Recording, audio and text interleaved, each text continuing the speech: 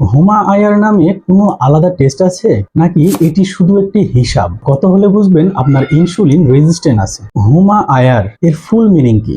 Homeostatic model assessment for insulin resistant. আসলে হুমা আয়ার আলাদা কোনো টেস্ট না, এটি একটি ক্যালকুলেটিভ ইন্ডেক্স যেটি সাধারণত ফাস্টিং ব্লাড সুগার এবং ফাস্টিং ইনসুলিন এর রেজাল্ট দিয়ে হিসাব করে বের করতে হয়। এর ফর্মুলা হলো HOMA IR equal to fasting blood sugar into fasting insulin divided 22.5। এই ফর্মুলাটি তখনই কাজ করবে যখন আপনার সুগারের রেজাল্ট মিলিমোল পার লিটারে থাকবে। আর যদি মিলিমোল পার লিটারে না থাকে, মিলিগ্রাম পার ডেসিলিটারে থাকে, তাহলে আপনার সুগারের রেজাল্টকে অবশ্যই 18 দিয়ে ভাগ দিতে হবে। তারপরে যে মিলিমোলের রেজাল্ট আসবে সেই মিলিমোলের রেজাল্টটা এই ফর্মুলাতে দিয়ে হুমা আয়ার রেজাল্ট ক্যালকুলেশন করতে হবে। সহজ একটি উদাহরণ দিলে আপনি বুঝতে পারবেন। ধরুন আপনার ফাস্টিং ব্লাড সুগার আসছে 5 এবং ইনসুলিন আসছে 10, তাহলে আপনার হুমা আয়ার কত হবে?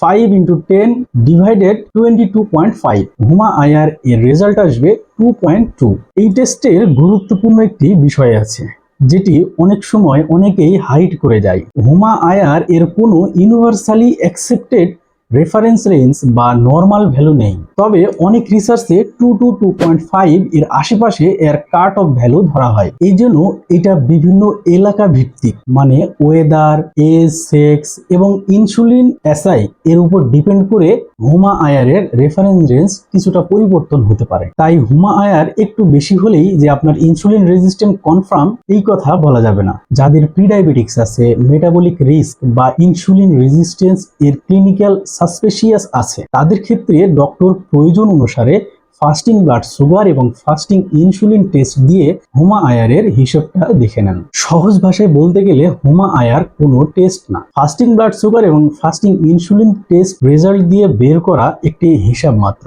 আপনার যদি হুমা আয়ার করা থাকে তাহলে আপনি রেজাল্টের মান কমেন্টস করতে পারেন, আমি সেটি সহজে ব্যাখ্যা করে দেবো ইনশাআল্লাহ। স্বাস্থ্য বিষয়ক বিজ্ঞান ভিত্তিক আলোচনা এবং টেস্ট সম্পর্কে জানতে আমার ফেসবুক পেজটি ফলো করতে পারেন। আপনার সুস্বাস্থ্য কামনা করছি। আল্লাহ হাফেজ।